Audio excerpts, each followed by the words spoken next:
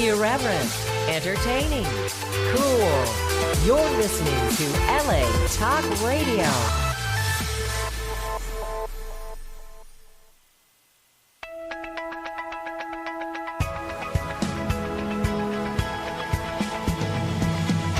You're listening to Question Reality with Priscilla Leona, right here on LA Talk Radio.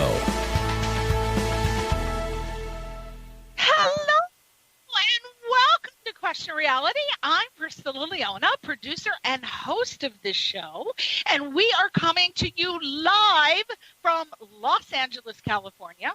For 10 years, we have been ranked the #1 entertainment career advice radio show, and this is the show to listen to if you are currently pursuing or dreaming about a career in the entertainment industry. And the guest on this show will help you by providing tips, advice, and resource information on how and what it takes to pursue a successful career in a wide variety of show business professions.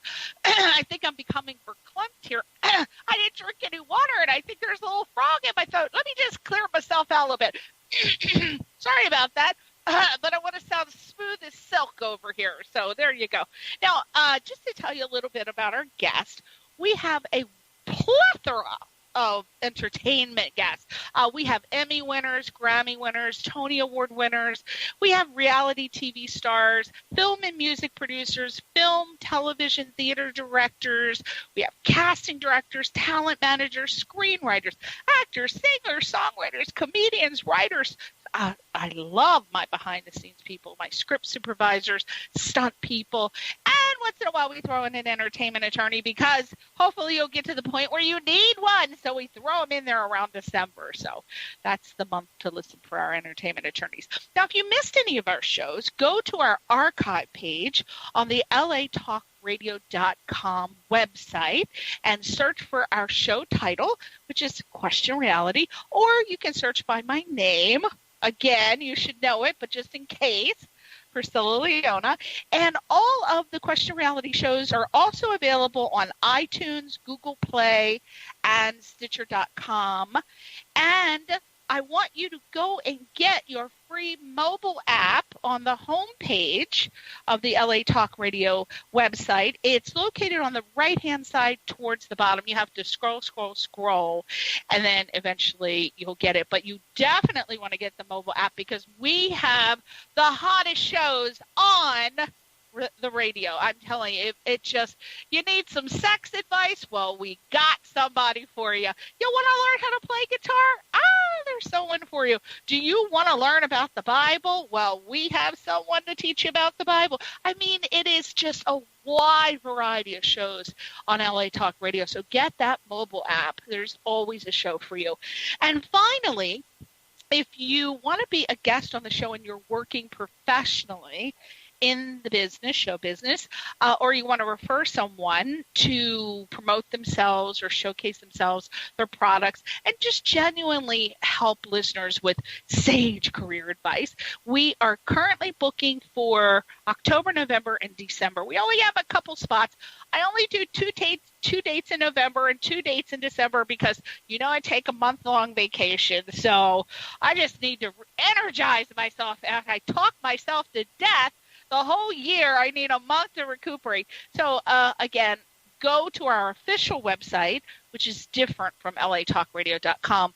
It's questionrealityradioshow.com.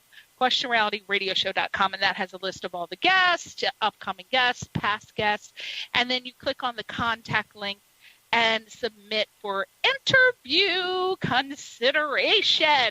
We will consider you. You'll be considered. You've been summoned. Okay. Before we talk to our guests today, I just want to talk about two little things. One, I went to a fantastic film screening on the 23rd, on Thursday. Jennifer Tadlock's latest film. It's called Last Curtain Call, and it's starring Christopher Malecki. If you don't know that name, he's an actor, producer, and a soap opera star. He was on Passions, Days of Our Lives, Port Charles, and also starring in the film is Gilby Clarke from the legendary rock band Guns N' Roses. OMG. You know, I was dancing like Axl Rose. I could rock that dance back in the 80s. Let me tell you, I had it going on until I fell in my alligator heels and broke my leg. But until then, that dance was down. I had it. Okay, so this is a great film. It tells the story of an aspiring rock star who he's neglected his family over his long music career. And unfortunately, just as he's about to get his big break in the music industry, he's diagnosed with early onset dementia, and he knows that his life is limited. He tries to make up for lost time with his loved ones, and it's about that journey and is it too late? So it's like, is it? The film is currently playing at the Arena Cine Lounge at 6464 Sunset Boulevard, Hollywood, California. Arena Cine Lounge. And it started on the 24th and it plays till the 30th. So, it also started playing on Amazon Prime. So you can see it there as well. If you want to buy tickets, arenascreen.com. And then last curtain call. You got to go see this. I don't know one person that I've met in the last 10 years who hasn't had a family member that has suffered from Alzheimer's or dementia or known someone. I just had 3 people, 2 family members and a family friend that died as a result of Alzheimer's, complications from Alzheimer's and dementia. So very, very serious disease that we need to bring attention to. Every disease we need to bring attention to, but now this is the end one, okay? This is what I'm being told. Now, as you know from listening to me for years and years, you know I am a judge at several film festivals.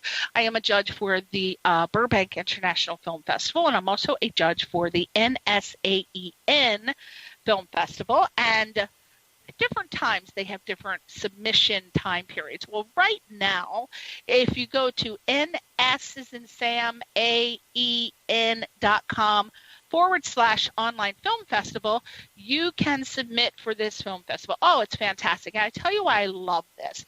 The winner of this film festival will get a distribution deal with Chamois Media Group.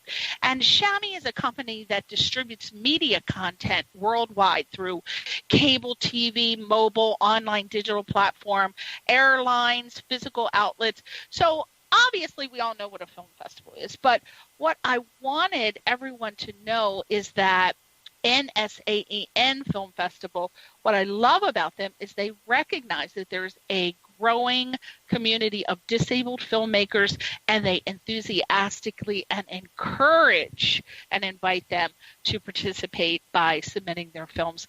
And what else is extremely gallant about this film festival is that a portion of the submission fees are donated to Cheers to the Warriors, which is a 501c3 nonprofit organization.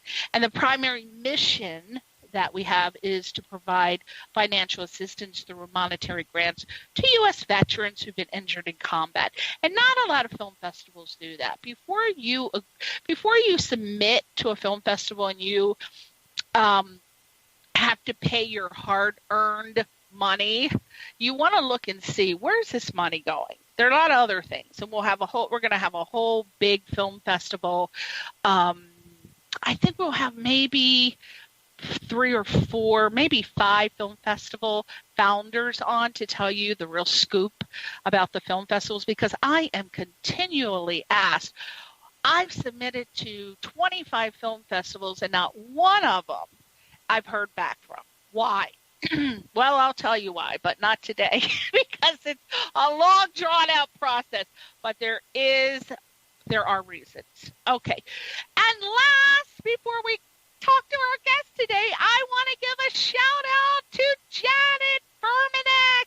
I wish I had my little cheer section. Usually, Albert, we're not in the radio station today. We're doing this remote because our guest is in Georgia.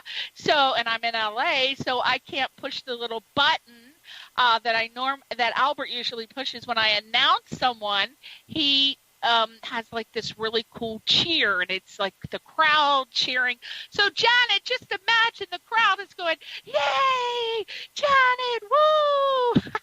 Janet Fuhrmaneck, I wanted to thank her so much. She hooked me up with the guest on the show today, and without her, this interview would not have been possible. So I really thank you, Janet. And she is married to my first cousin, James Fuhrmaneck.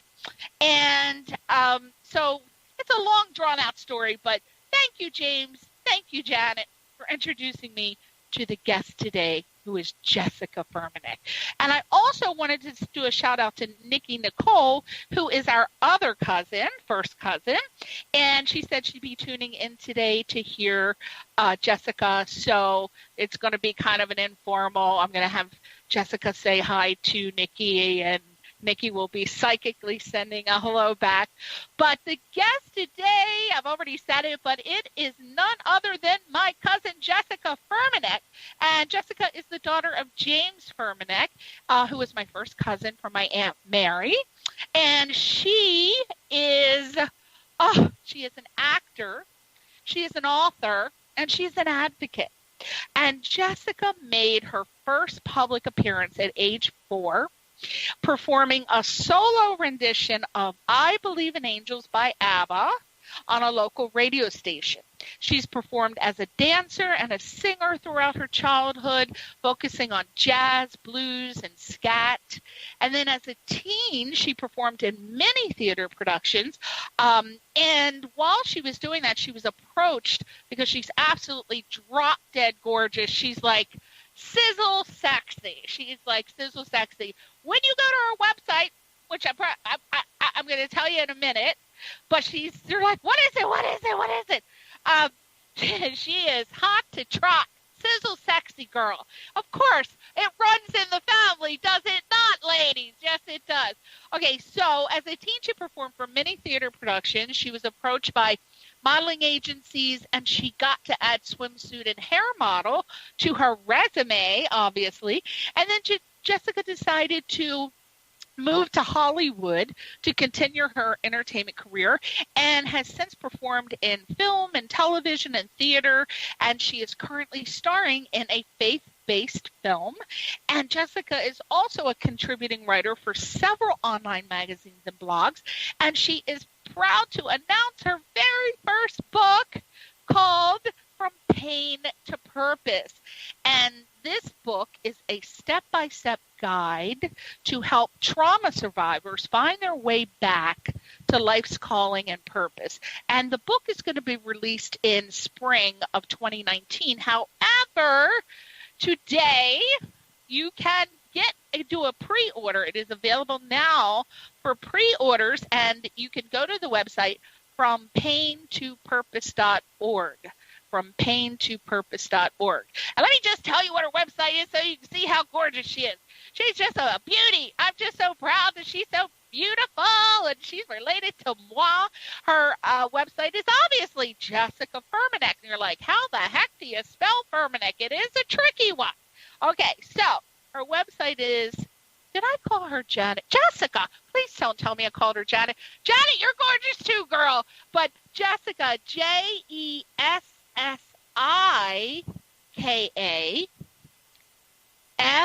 is in Frank, U-H-R-M-A,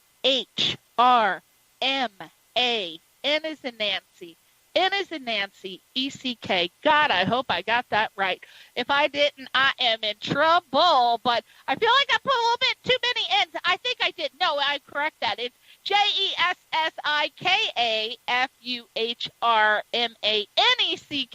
Put a little extra N in there. Jessika Fuhrmaneck.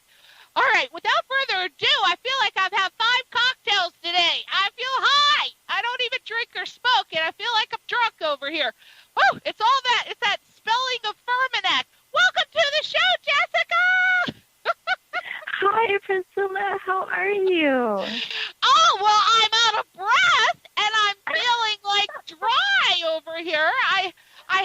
said I could get through this with one bottle of water. I have finished the bottle of water, and now I'm trying to suck the ice. While I'm talking, I'm letting it drip in my mouth. It's so bad. I don't know why I did that. Okay, so thank you so much for coming on the show. I hope I did not butcher the last name. No. It's Fuhrmaneck, right? Fuhrmaneck. You did a great job. I'm very impressed. Much. And thank you for not yelling at me for adding that extra N. I don't know where that came from. Oh, my gosh. So, Jessika, you are obviously right now in Georgia, which I swear to God, I have like 10 friends that have moved to Georgia because Georgia is like the new Hollywood people. So if you don't want to deal with New York is more, if you're going to go there, it's more theater anyway. But if you don't want to deal with coming all the way to L.A., go to Georgia. It is where, production houses are popping up all over the place. I got like 3 friends who are agents out there. They just moved from LA and they're out there snatching up the actors right and left. Talent managers are leaving LA. They moved there. So it is a great place to be. Let's start off with that real quick before we get into, we're going to go back when you were born and raised. But before we do that, tell me about what's going on in Georgia right now in the entertainment industry. Tell everybody how they need to run to Georgia and take all the jobs.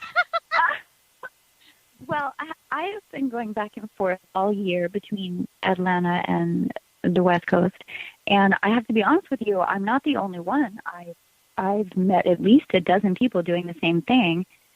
There's a lot of work happening in Atlanta, and it's a lovely, very healthy, very close-knit community of actors and entertainment professionals. And I recommend it to anyone who wants to, stay on the East Coast or stay in this region or not pay, 5 times as much money for rent. Oh, I know. It's so expensive to live in L.A. My God, you got to have like 6 jobs. But I have many friends that live in Georgia, and they were from there and they moved here, and then they moved back there. And they said, "Oh, I'm so happy I moved back." And it is just booming in Georgia. So again, like Jessika said, if you are living on the East Coast, it is much easier for you to just get down to Georgia. So get your little butt down to Georgia. Now, let's start out with you, Jessika. Oh, you were born and raised in Baltimore, Maryland, old Charm City, USA. Oh, my God. Good. You know I haven't had a damn a Maryland crab since 2014. Oh, my God. I have dreams of them, and you can't get a damn Maryland crab out here. You get those old damn Dungeness crabs. What the hell? And they don't even taste the same, right, Jessika? And they have none of the seasonings, so it's totally blah. No. I had to go to the damn World Market and get some Old Bay seasoning. Could you find it? Oh, yeah. Yeah, World Market down at what is Glendale? it? No, one right there. It's the market on 3rd and Fairfax. 3rd and Fairfax. It's a market there. So you go and they have every spice in the world. Yeah. But it still didn't taste the same. I just gave up. I said I'll just wait till I go. When I am in LA, I will make you some crab cakes from scratch. I make them just like you're in the harbor. Oh, so gosh. Well, when I was there in 2014, Jessika, I nearly had a heart attack. One crab cake was $25. Well, that's the way it goes. No, when I was there, do you know how much they were? They were $12. And then I didn't go back for years and years. When I left in 1990 to move out here, they were $12. I went back in 2015, $25. I'm like, what the heck happened? But, I'd pay $50 to get one of those crab cakes. So. What can you do? It's authentic, and there's no duplicating the taste. That is true. Now, you made your first public appearance at age 4 performing a solo, as I said, of I Believe in Angels by ABBA on a local radio station. So first of all, I absolutely love ABBA. So how did it come to be that you were performing this song at a local radio station? Well, if you speak to my father, James, or my mother, Joan, they will tell you that as soon as I could talk and walk across the room, I was performing. And my father used to call me the dancer of couches, because I would stand on the back of the couch, quite precariously, and I would give a performance. And singing was the first thing that came out of me. And so I was a fairly good singer. I sang all through my childhood. I toured around with a couple different groups. And so I was singing at a very young age. My mother was friends with a local radio host in Baltimore City, and he had a show on the local station. And for whatever reason, they invited me one day to perform, and that was my first public performance. And it was pretty awesome. I obviously don't really remember it, but I remember that it happened. So that probably that's my debut. Showbiz. That's what that probably sparked the showbiz bug in you. You didn't even know it. It was just being sparked. You're Maybe, like, yeah. It was always there. I was just always on. Now, you always performed, as you said, you also performed as a dancer and a singer throughout your childhood, focusing on jazz and blues and scat. And obviously, Jessika, these skills are usually obtained via classes. So did your mom and dad see that you were serious about wanting to pursue a career in the entertainment industry later on as you got older and enroll you in lots of classes? And if so, which classes? That's a fantastic question, and I'm really, really excited that you asked me that. So we were not rolling in the money back when I was a young child, and there's a lot of us. I have a lot of siblings, as you've probably learned. Yes. And yes, there's 8 of us. So that's a whole other story. So we had a very limited budget. I mean, more limited than you're thinking right now. And my father was the breadwinner, and so he was at work most of the time. My mother was the one who came and had to deal with my performance requirements. And so what she did is, to the best of her ability, with whatever budget she could come up with, she would find a way. And so I was able to do some ballet. There was some money for that. I actually wound up, by the time I was 20, I was trained in 7 forms of dance. She just, whatever she could do, whatever could be done, she would go ahead. I remember I was formally trained on piano by the pastor's daughter, and I think my mom paid her a small nominal fee to give me the lessons. And then we just made it work. There was not much money invested in my training, really almost none. If you know me, if anybody who knows me is listening, I'm sure will agree, I just never, ever, ever, ever, ever give up. And when I am bound and determined to accomplish a goal or learn a thing, I'm a learner, then I'm going to do that. I really don't think about money. So I just share that with you to encourage anyone listening of any age. It doesn't have to be about money. It doesn't. Just go get it. If you're believe me, where there's a will, there's a way. So if you want it, you're going to find it. If your ass gets thirsty, you're going to look for water, right? If you get hungry, you're going to bite somebody's arm off and chew it up. Which leads to, so I not do that. Oh my God, Jessika, I don't even know. I was did you hear that article that's sweeping across the internet about this new fad in New Zealand where these sick people are getting together and they are having pieces of themselves cut off and cooked, and they all share. I watched the video today and I almost threw up, but I don't even want to talk about that. But that's what went through my head. And you said, "Oh, don't talk about that." No, there's some sick people out there, but that's something I thought, let's not do that. Okay, so let's not do that. For sure. I'm telling you, there's sick stuff going on, Jessika. So my husband is a software developer by day, and he's also a jazz guitarist by night and on the weekend. So I'm somewhat educated about jazz, and boy, it is really hard to scat, even after you've been trained. So seeing in your bio that you can scat is so impressive to me. So is that something that came naturally, or was that like you had to work really hard at that. I'm blown away by people who scat. I try to do it. It sounds like a damn Peking cat with their tail clawed at a damn door. It can go a bad way, to be fair. Yes, and please don't ask me to scat. No, I won't.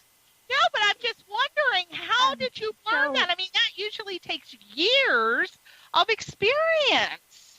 You know, it is an unusual thing. I had the distinct privilege of growing up. My family was from Baltimore, from the east side of town, from Highland Town. I'll give a little shout out.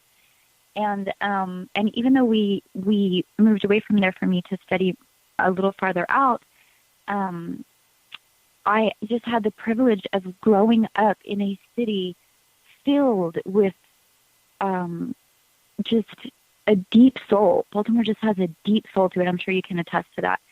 And so I was surrounded by people who were willing to teach me this. And so I started probably around age 12. I had an amazing teacher at the public school, and I was in various groups with her for, probably 4 or 5 years. And she really, really enjoyed, jazz and blues. And she, we had to audition even within these groups. We had to audition for the groups, and we had to audition for each solo.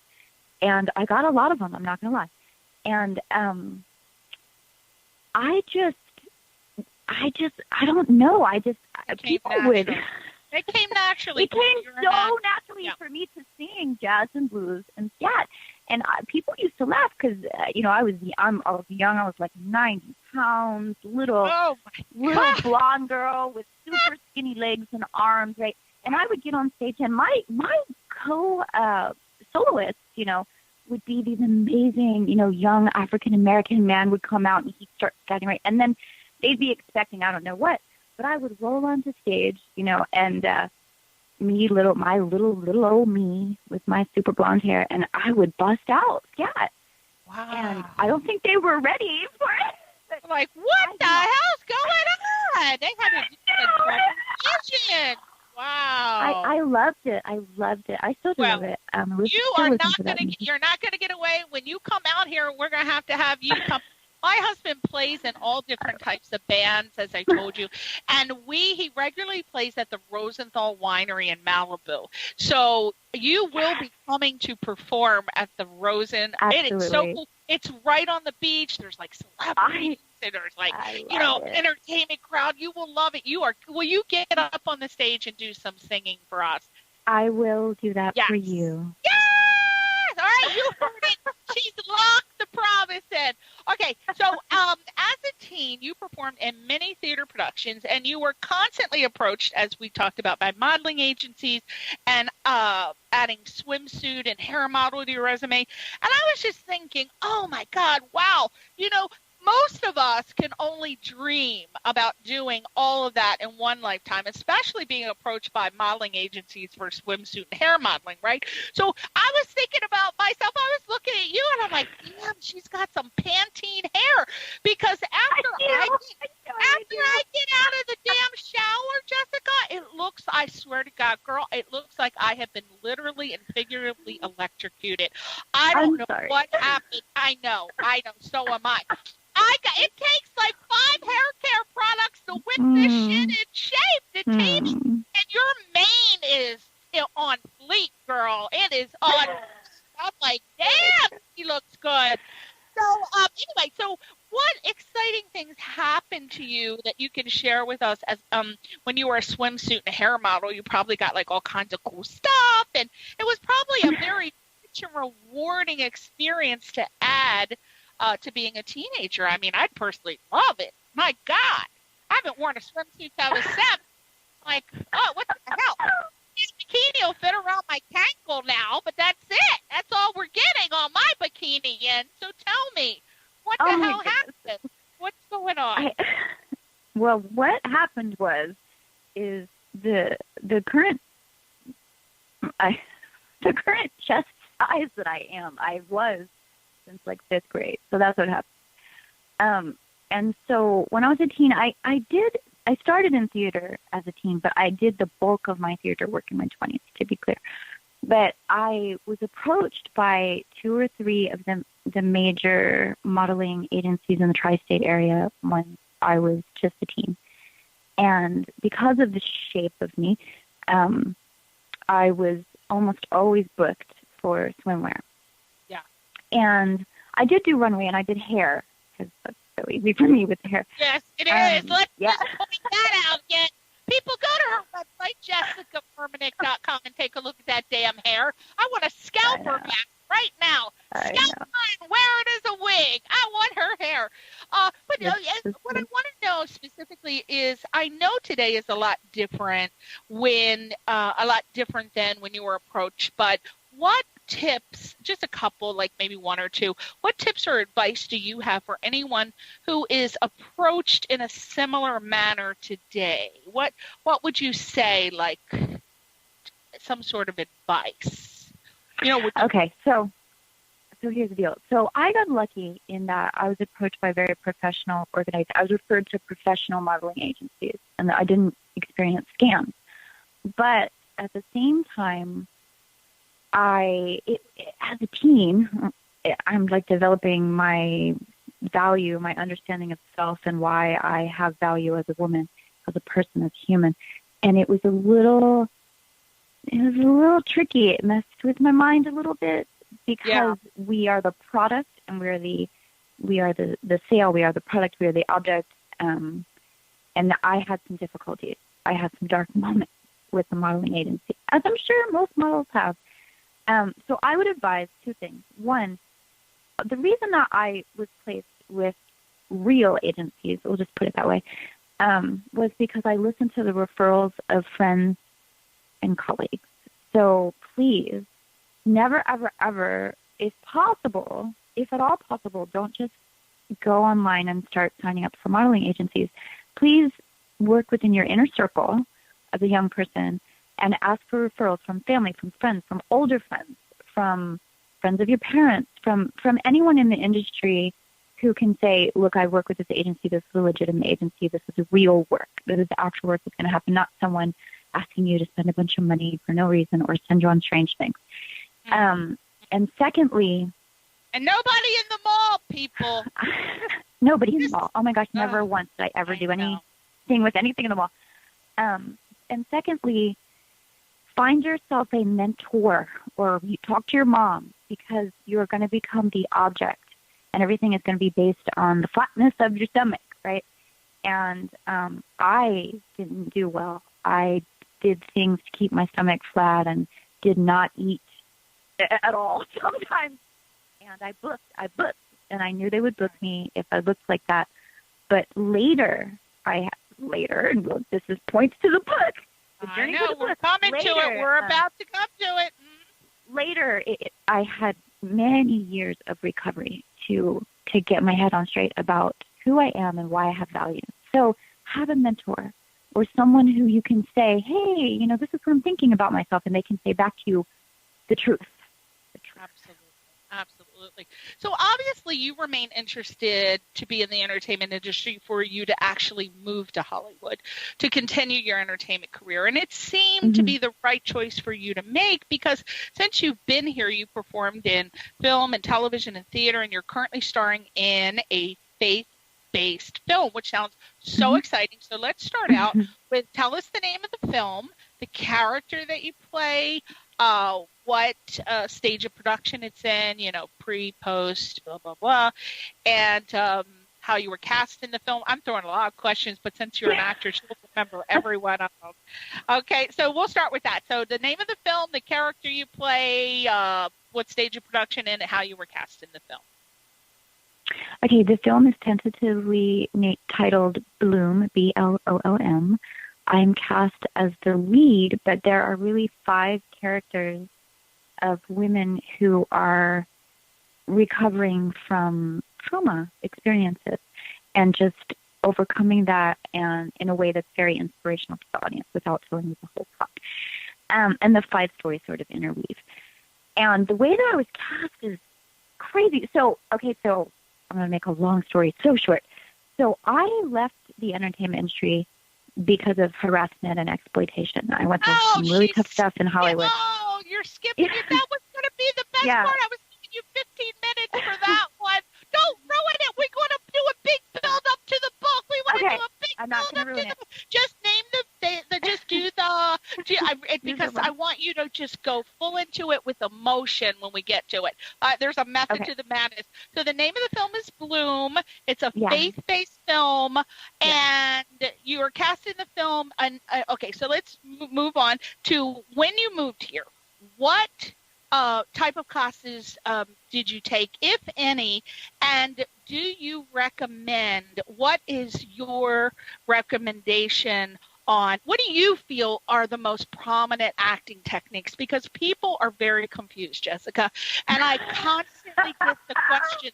They want to know, how do they choose an acting technique that's right for them? Because think about it. There's Stanislavski, there's Strasberg, there's Stella Adler, there's Meisner, Chekhov, practical aesthetics, Uta Hagen, there's Viola Spolin. People are whacked out of their brains trying to figure out which one.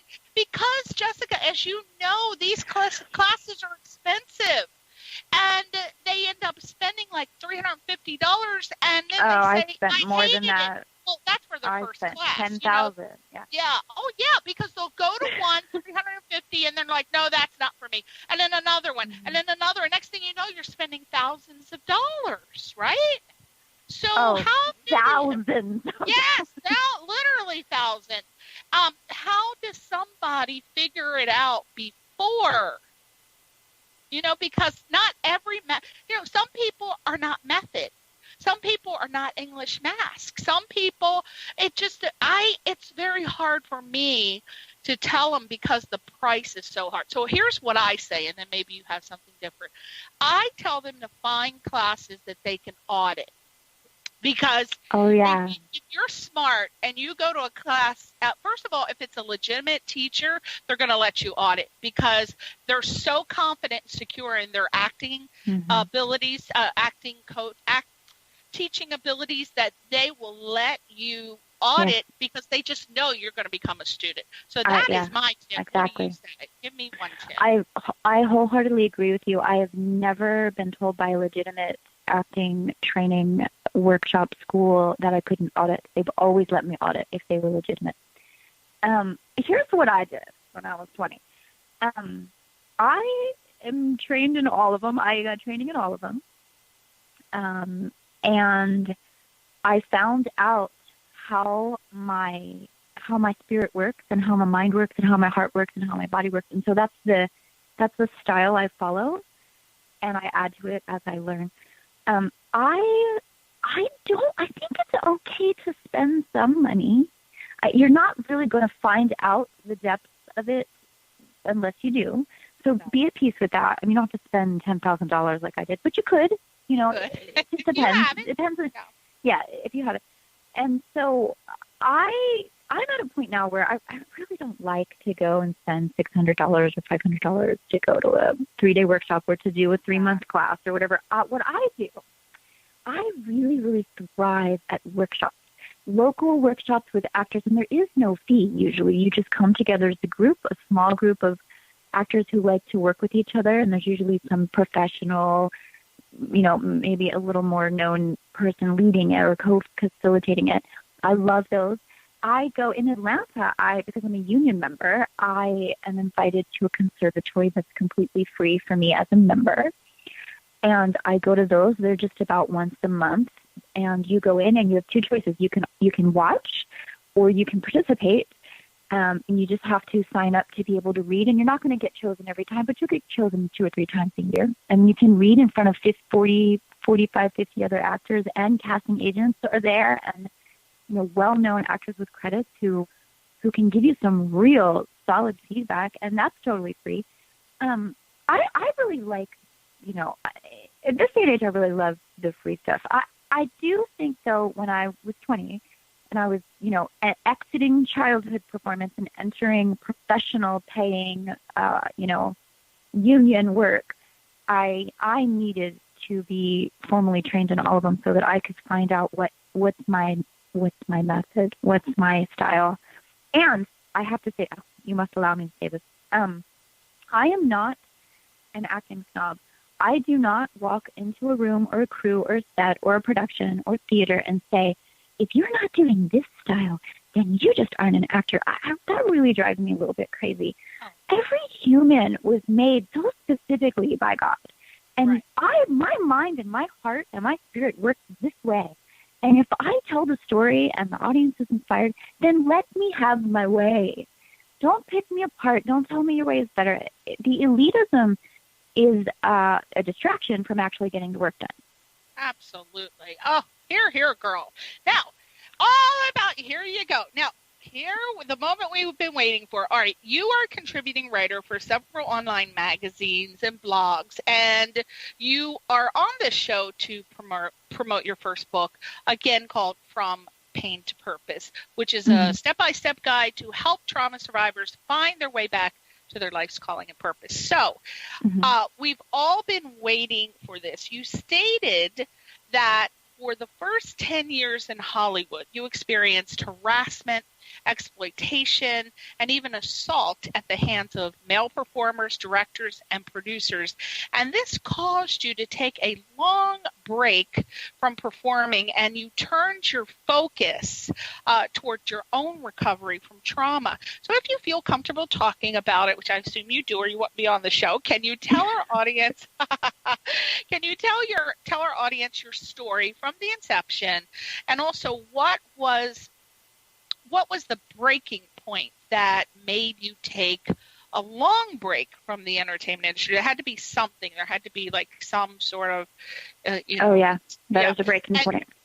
Breaking point. And what was your journey like that gave you the strength to come back? So if you can remember those questions.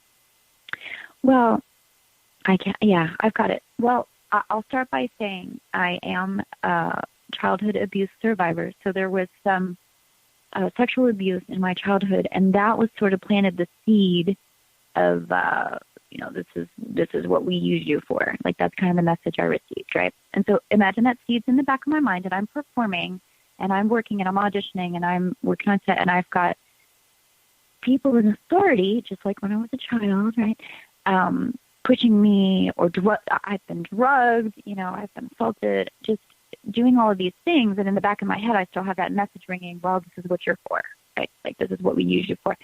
So now I've gone from childhood abuse to being abused at my place of business, at my work, while I'm doing my job, which I've spent a lot of money being trained to be able to do, and I've worked very hard, and that shouldn't be happening. And I wound up, if you knew. Are we talking casting? Are we talking typical casting couch situations that we all hear about where, casting directors or directors or producers kind of, say, well, we'll be able to help your career, doll, if you only fellatio, or, what I'm saying, that kind of enticement, or they say, we'll do this for you if you do this for us? Or was it actually like forced events or a combination? It was a combination of every horrible version of what you're describing. There were, I was convinced by colleagues and friends that I should, I was a trained dancer, and so I wound up stripping because that's what they kept asking me to do. And so I wound up doing that, and so I would do that at night, and then I'd audition all day, trying to keep the two separate, trying to not get, like in trouble for doing this one thing and doing the other thing. And it was so exploitive to me. And then I would meet, for example, I was cast in a film with a regionally famous performer. And during the scene, I was cast as his girlfriend. And we had a scene in the film where he was supposed to attempt to rape me. And because he felt that the scene would be more real if I really raped her, he actually tried to do so. And I had to fight him off in the scene, and the director didn't catch it because he thought I was acting. And I walk off the set, and the second AD follows me and says, what's going on? Why have you abandoned the scene? You don't just walk off the set. That's a very strange thing to do, right? And I said, well, he is actually beginning to try to assault me, and I don't want to be assaulted. This is insanity. What is happening here, right? that's just one example, and they didn't handle it well. And at the time, I was non-union. This was an independent film festival, film that went to a well-known, famous festival and aired there and won awards.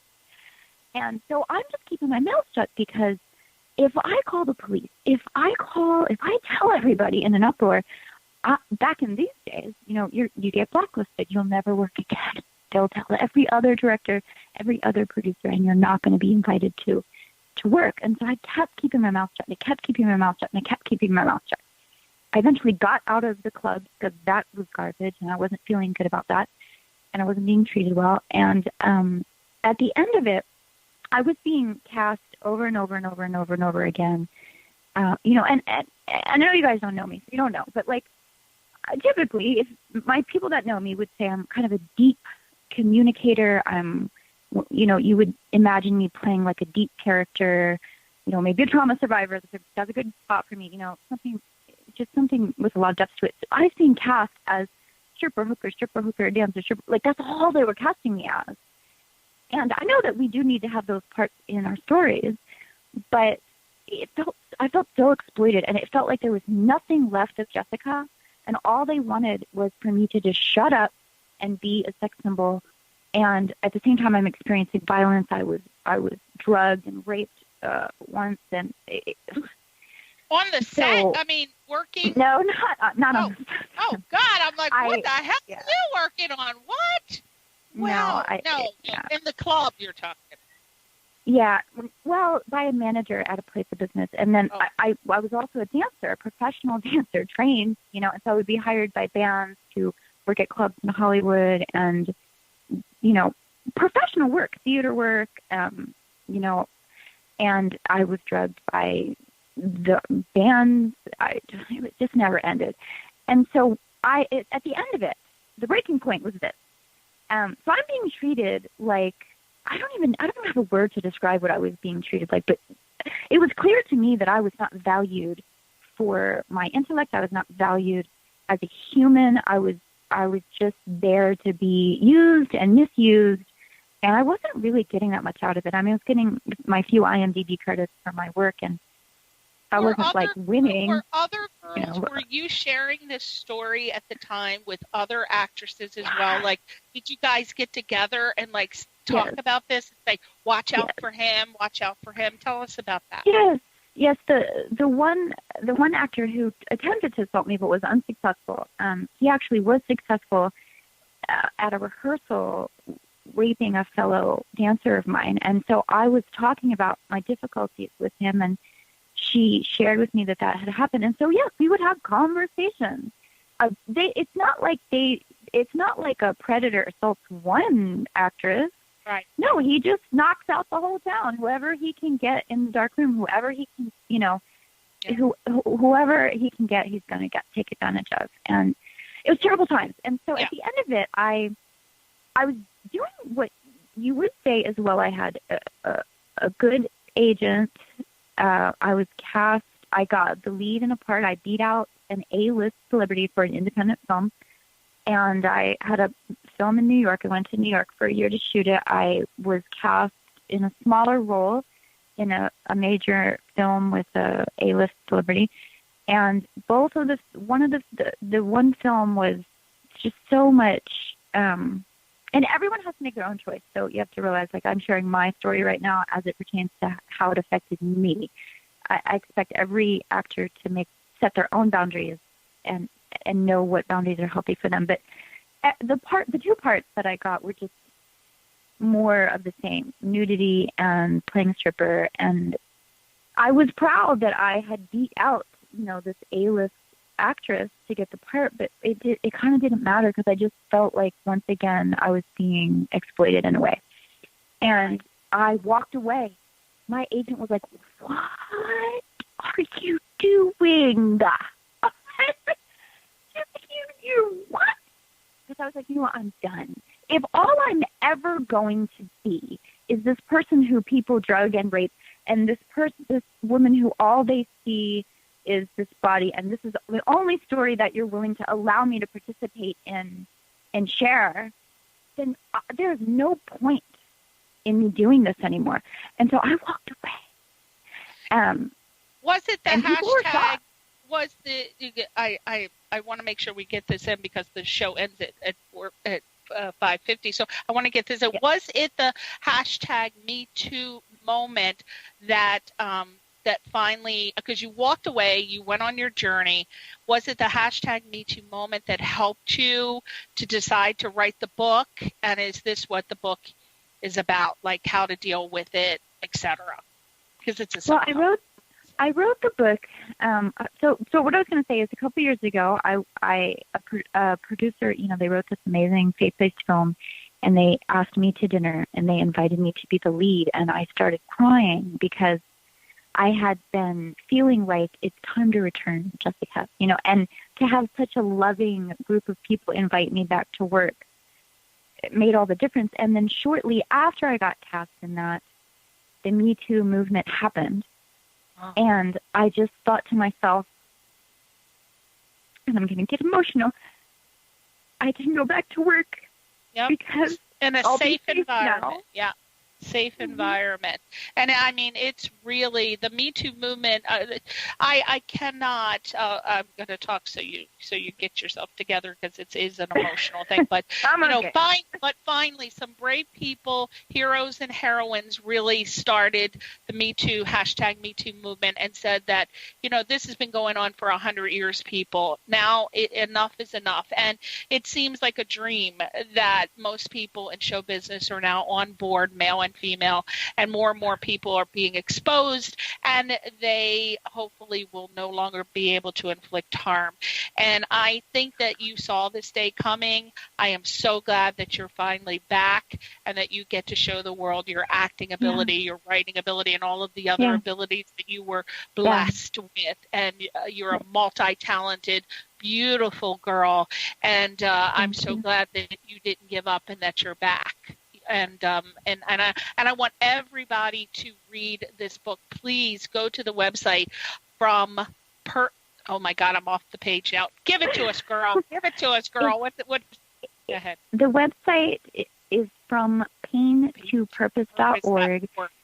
And the reason I wrote it was because, it's so important after you've experienced trauma or loss or it doesn't have to be what I went through. A lot of people experience trauma through car accidents and being soldiers, and just losing people you love or several deaths in a row can really be traumatizing. And I just wanted people to know, you can get back to point A, back to one. You can get back to point A with a little courage and a lot of help from your community. And so I wrote this book, and the book speaks for itself. You just got to go through it chapter by chapter. But if you're lost, if you're I'm upset that it's not coming out till spring because I want to read it right now. By the way, what are you doing? Why is it coming out spring? Why I want it now? You're so funny. So I wanted to release it at Christmas, and I met with my publisher, and so I opened up the pre-order in the summer, and I met with my publisher a few weeks ago, and she said, Jessika, we really want to release this in the spring. We don't want it to be a Christmas gift. We want it to have its own time and focus. And so what I will be doing is we've had a lot of pre-orders, almost 100 already. And what I will be doing is for anyone that pre-orders from now until the actual physical book is in print, for every order from this show is the launch of this little deal. From every order from this show forward that's pre-ordered, I am going to gift a free copy of this to a survivor of exploitation or human trafficking. Oh my God! I'm going to be promoting this book every week on my show now, Jessika. Oh, thank you so much. You're welcome. My gosh, thank you. Well, Jessika, oh my God, our time is over. Can you believe 50 minutes went back? Oh, gosh. Can you believe it went so fast? People are like, oh my God, what are we going to talk about for 50 whole minutes? It goes like 5 minutes. Doesn't it? So fast. Well, you got to promise me that you're going to come back in the spring just before the release and we can promote it again. I will be back full-time in LA after Thanksgiving. I am coming home. Yay! So, yeah. So to speak, air quotes on that. Well, then you can come into the radio station and we can promote it live from the radio station. Yay! Absolutely. Okay, everybody. Well, thank you so much. Say goodbye to your fans and anybody you want to say goodbye to real quick. Well, I would love to give a shout out to my beloved mother, Joan. Thank you, Mom. She's stayed there through all of the story. And I'm just so grateful for everyone in my community that just continues to stay and not leave, no matter how down or up I might have been on any given day. They stay and they love, and they let me know that I have value. And I thank my community. Yeah, everybody has value. Most people, not all, not those people that are cutting pieces of skin and grilling it up on a damn hibachi grill. All right, we're going to talk about that next week. Thank you so much, Jessika. Thank you. Thank you for coming on the show. Thank you for having me. You're amazing. We'll see you next week on Question Reality, and let me know when you're back from Georgia. Bye.